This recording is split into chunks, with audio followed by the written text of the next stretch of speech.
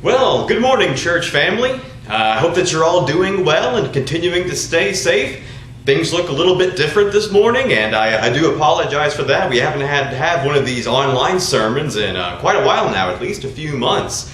And so I do apologize for that. I know things again look a little bit different. We had some close contact COVID issues and some travel issues as well that made things a little bit difficult for us. But I do hope that you're continuing to do well, stay safe. I hope you had a wonderful Thanksgiving holiday. Do know that we are still praying about you and all that we have going on. I'm sorry we couldn't be together again this morning. Hopefully this is just a very temporary measure for this Sunday at least. Hopefully we can get back to our usual schedule this upcoming Wednesday. But I do want to thank everybody for their cooperation. Be sure to stay tuned to our Facebook page and check our church family emails as well, just to make sure that you are staying on top of things in this very uncertain time that we're dealing with right now. You know, in a way, it kind of works that this is a little bit different, not what we'd expected, maybe not what we wanted, because that does kind of tie into our lesson for this morning. You know, last week we talked about the combination of joy and thanksgiving. Of course, trying to tie it into the Thanksgiving holiday season, and how those two things work together in combination in the life of a Christian, and how all of the fruits of the Spirit should work together in the life of a Christian if they are being applied correctly. And so we ask, you know, what are these fruits of the Spirit? What are they in our lives? Well, they are the good works that we do. They are the good fruit that we bear in our lives as Christians.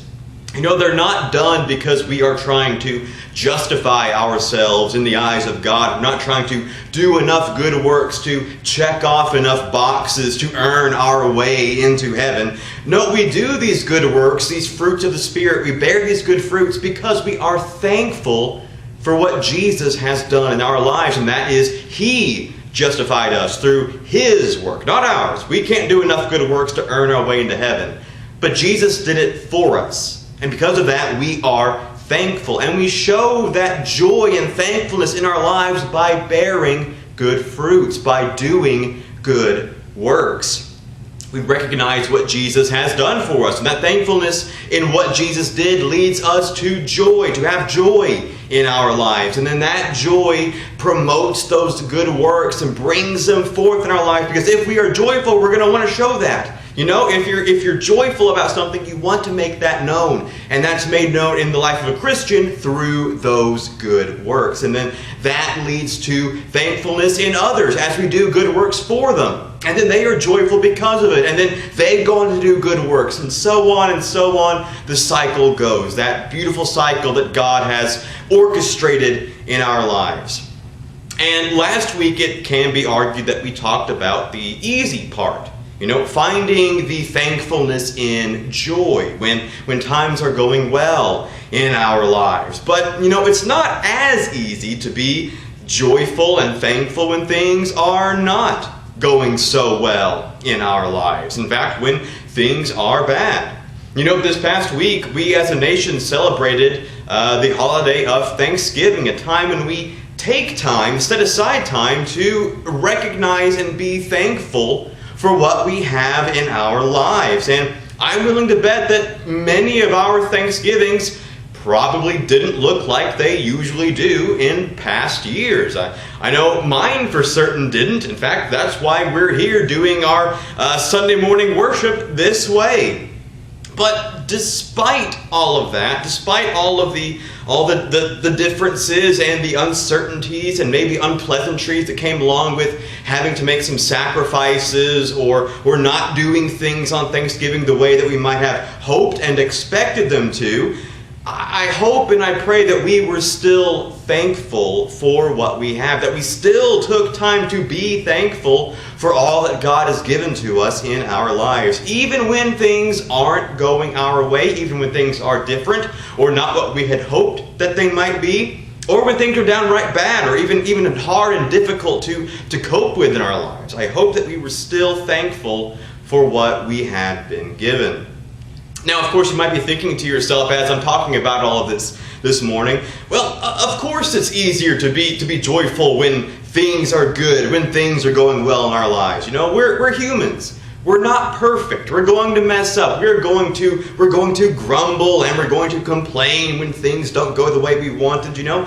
Cut us some slack. Of course we're going to mess up. You may be thinking that this morning, and I agree. It's very easy and very tempting to slip into that mindset.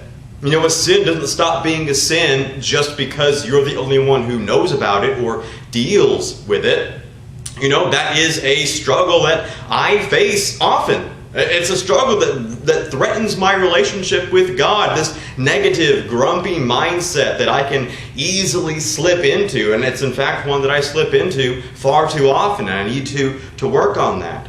And because of that, we have to remember that mindset that, well, things didn't go the way I wanted, so I'm allowed a little bit of grumpiness because of it. That's a very self-centered, worldly mindset that we can very easily slip into.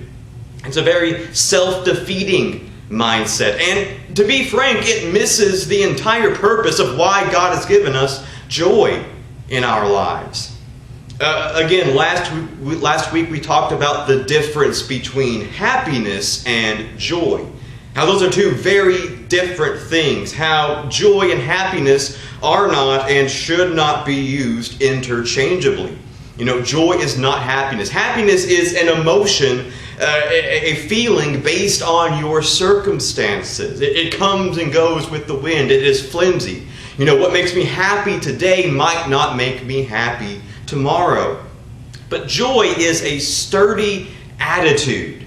You know, it gets us through the hard times when happiness fails. And we talked about how the world clings to happiness, how the world seeks happiness above all else. But we are different from the world. We are children of God, and we view the world differently. We have a different mindset, a different worldview on how the world goes. And we have scriptural examples to follow. Examples of how children of God behave in less than ideal circumstances. And that's what we're going to be looking at this morning. Last week's was about finding the joy and thanksgiving and how those tie together. But this week's is about the flip side, about putting that joy to the test. About finding thanksgiving when there are less than ideal situations and circumstances that we will have to deal with. You know, when we think of these stories in the Bible about people we have recorded here in Scripture being joyful in bad circumstances, I'm sure there are many prevalent examples that come to our minds immediately. Probably a few prominent ones that come to our minds. One of the first ones that you may have thought of this morning would be Paul and Silas in prison. That's a story that's found in Acts chapter 16, a very well-known passage for many of us, I'm sure.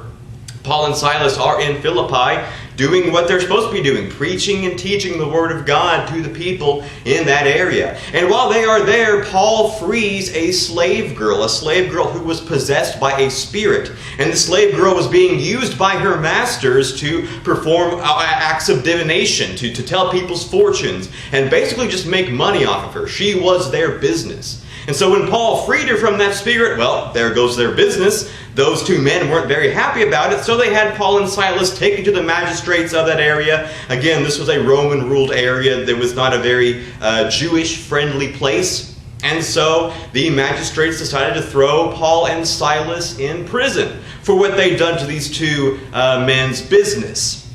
And we have to remember, you know, this prison that Paul and Silas were thrown into.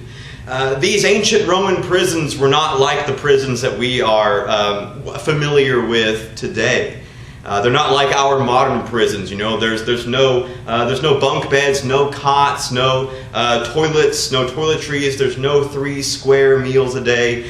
These prisons were basically holes carved under the city, big caverns. You know, they were underground. It was dark and it was cold. The only natural light you would have gotten would be natural light filtering in through vents or grates in the city street above, where People were knocking down waste and sewage and dirt and grime, and when it rained, it would flood, and the floor of the prison would be just a mixture of mud and waste and excrement, and not a pleasant situation at all. And in fact, there were no beds there. Paul and Silas, during their stay in prison, were chained to the wall. That's why many of Paul's prison letters, he had to have somebody else write them for him. Because you can't write when your arms are chained up like this to a wall. And this is all after the magistrates had them beaten with rods for what they'd done to these men's business. And I have to ask, is this a time, being there in that prison, when anybody would be happy? Is there any happiness to be found from being stuck, knee-high in mud and waste and chained to a wall in a dark, cold room underground? I know I wouldn't be happy, and I'd be willing to bet that many of us, if not all of us, would not be happy in their situation either. And it would have been easy for Paul and Silas to lapse into some bitterness and some grumbling and depression. And after all, they were doing what God wanted. They could have easily said, God, we were doing what you wanted us to do, and this is the thanks we get for it. We probably would have cut them some slack if they had that mindset. If they had lapsed into that depression and anger and bitterness, we would have sympathized with that. Yeah, I get it, Paul and Silas. You're in a really bad situation. I understand what you are feeling right now. I can empathize with those feelings. But how did Paul and Silas handle that situation? Well, we see there in Acts chapter 16, verse 25, probably not like we would have handled it. Let's read that this morning. Acts 16, verse 25. But at midnight, Paul and Silas were praying and singing hymns to God, and the prisoners were listening to them. Instead of being, grumpy or depressed or angry or bitter like we probably would be and would give them a break for being, Paul and Silas were filled with joy. This says they were praying and they were singing hymns to God despite all that they had going on in their lives right now. They were filled with joy in what God had in store for their lives. They quite literally put into practice what James would go on to write in James chapter 1, verses 2 and 3. Consider it pure joy, my brothers and sisters, whenever you face trials of any kind, because you know that the testing of your faith produces perseverance. They were praying and singing hymns to God while chained up in prison. We think about how powerful that would have been there, that testimony. It says the other prisoners were listening to them. That was them seeing the gospel and the power of Jesus Christ at work. The prisoners could have easily cut them some slack and said, yeah, we get it, you're bitter, you're angry, you're justified in those feelings. But that's not what they saw. They saw Paul and Silas filled with the joy of being in Jesus Christ, the joy that God gave them. And that's an example for us and how we should behave in times of trial and strife as children of God. We think about what all Paul endured for his faith. How he had so much to live for before Christ, according to the world. How great and grand he was and how much he persecuted the church before he came to Christ. And how he gave all that up. All that power and prestige, he gave it all up for the sake of Christ. And how much he then suffered because of Christ. How much he suffered for the cause of Christ. And in all of that, in giving up all the things of the world and all the suffering he went through for Christ, Paul was joyful in all things. We read about what Paul went through, and what we face today, we really have no excuse. No excuse to say, well, God, things are going bad. I think I'm allowed a little bit of grumpiness and bitterness because of that. No! If Paul didn't do it, then what excuse do we have? Paul was joyful in all that he went through for the cause of Christ, and that should be us as well. Hopefully we see that as a firm foundation that we can, again, latch onto when things get difficult.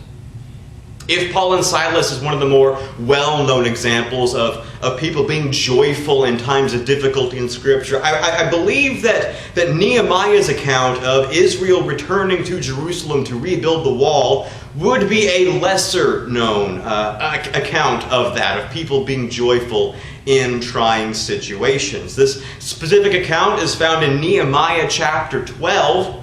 Here, Israel has finally returned from their many, many years in captivity. You know, when foreign invaders came in and overtook the nation of Israel, took them all captive, destroyed their city, destroyed the temple as well, scattered and murdered their people, and brought the survivors into slavery. It was a horrible, tragic, terrible time for God's people. You know, everything is in ruins, their city, their nation's destroyed. And for the next 500 years, Israel would not be the great powerhouse she once was. She would not be this great nation known for having the power of God at her back. A great nation of 12 tribes and strong military might. No, they'd spend the next 500 years picking up the pieces, rebuilding, attempting to get back to where they were, but of course they would never make it. They were no longer that mighty nation under God. They were stragglers. They were just rebuilding. And the hope, the only thing to keep them going through all this was the hope that a Messiah would someday come to return Israel to her former glory. But despite how bad and bleak things look in the situation, the Israelites have just been released from captivity. They're back in what is in essence a smoking, ruined wasteland that used to be their home. We get an example here of how they handled that situation. Nehemiah chapter 12, verse 27. At the dedication of the wall of Jerusalem, the Levites were sought out from where they lived and were brought to Jerusalem to celebrate joyfully the dedication with songs of thanksgiving and with music of cymbals, harps, and lyres. You see here, this was a small victory that Israel had won. Yes, everything is still in ruins, but they'd finally gotten the wall around Jerusalem rebuilt. The city of God. They could finally start to work on it without fear of being attacked by foreign invaders again. They had some protection where they could finally dig in and get to work. It was a small victory, but it was a first step in getting themselves back on their feet, and they were joyful in that.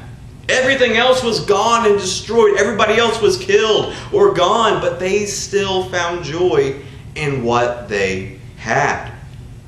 And as mentioned, they would spend the next 500 years never reaching those heights again, just rebuilding and never getting back to that great and mighty nation under God. But in the destruction, they clung to not happiness, but joy. They found joy in the midst of their sorrow.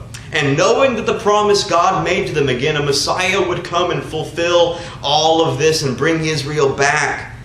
A Messiah would come and save them. Now, of course, the Messiah didn't save them in the way they expected, but God's promise still stood. And they hung and they clung to that joy in all the sorrow they had going on.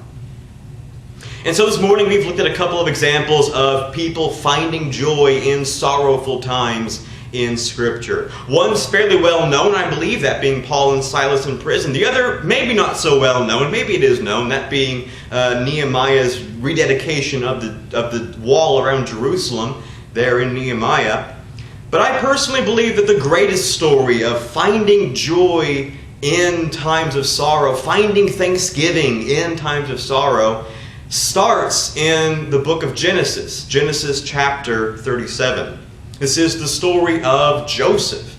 Joseph, who was sold into slavery by his brothers, who eventually, despite all the bad that happened to him, became second in command over Egypt.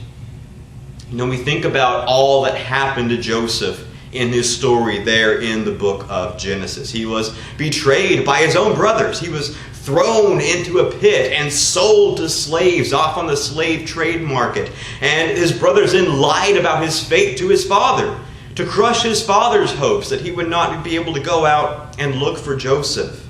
And then Joseph, then once he was sold into slavery and bought by a man named Potiphar and was beginning to get back up to a place of stability in his life, well, he was assaulted by Potiphar's wife, who lied about Joseph and threatened Joseph. And because of that, they had Joseph thrown in prison, where Joseph then helped out some other folks who were in prison with him. He helped Pharaoh's butler, and he told the butler, when things are well for you, when you get out, remember me. Me, Joseph, still here in prison. And the butler eventually got out and forgot Joseph for many, many long years, where he just waited there in prison. Joseph's story takes place along the last 13 chapters of the book of Genesis, and there's just too much for us to dive in and handle each part individually. So many bad things happen to Joseph in his story. But in all of that, the point of all the bad things that happened and how Joseph handled it, is summed up at the very end of the book of Genesis, where Joseph finally confronts his brothers after all these years. He is high as the second in command in Israel, and his brothers are dealing with a famine, and they come to Egypt seeking help. And Joseph confronts them about his past and how they started Joseph on a long, hard, perilous journey that eventually enabled him to save many lives. That's Genesis chapter 50, verse 20. Joseph speaking to his brothers, "You intended to harm me, but God intended it for good, to accomplish what is now being done, the saving of many lives." You see, while all those horrible, terrible things were going on in Joseph's life, Joseph couldn't see the big picture from beginning to end. You know, as human beings, we are finite, we are limited in what we can grasp and what we can see, but God is not limited by the laws of nature. He wrote the laws. He's not subject to them. He can see the whole picture from beginning to end, and how He has orchestrated everything to work according to His will in our lives. And so Joseph couldn't see God orchestrating all that he had going on in his life. Even when we feel like our own lives are spiraling out of control, hopefully we can look to Joseph and his example and see that no matter how bad things get, God is still in control. And we can be thankful for that. We can find joy in that notion. That should give us peace and hope and comfort and joy and thanksgiving, knowing that God is in control. You know, Joseph couldn't see the light at the end of the tunnel. But the joy that he found in his faith in God, that God would continuously see him through, will see us through as well. Admittedly, it is tough to find joy in life when things aren't going our way. You know, and that's something we have to remember, that we have to build it up. Again, joy is a strong, firm foundation. It's not like happiness that kind of just comes and goes as it pleases. Joy is something sturdy that's built up over many years of faith in God. And part of that begins by identifying that and building on that joy when times are good, so that the joy is strong enough to see us through when times are not so good. And I do believe that Paul nicely summarized how we as Christians are to behave when, no matter what is going on in our lives, how we are to behave in our lives as Christians, and how we express the joy that comes from knowing that Jesus Christ has done the work for us, that God is in control, and that we are saved. And Paul lets us know that in the book of Philippians, Philippians chapter 4, verse 4. It's a very well-known passage. Paul says, "Rejoice in the Lord sometimes. I will say it again, rejoice." Is that what your version says? Rejoice in the Lord sometimes? I don't think so. I think I may have misread that here. So let's go back to Philippians 4:4 and see if we can get this right. What does Paul say here? "Rejoice in the Lord when everything is going your way. I will say it again, rejoice." No, that's not right either. What does Paul say in Philippians 4:4? "Rejoice in the Lord always. I will say it again, rejoice." Rejoice in the Lord when things are going well? Yes. Rejoice in the Lord when things are not going so well? Yes. Paul tells us to rejoice in the Lord always.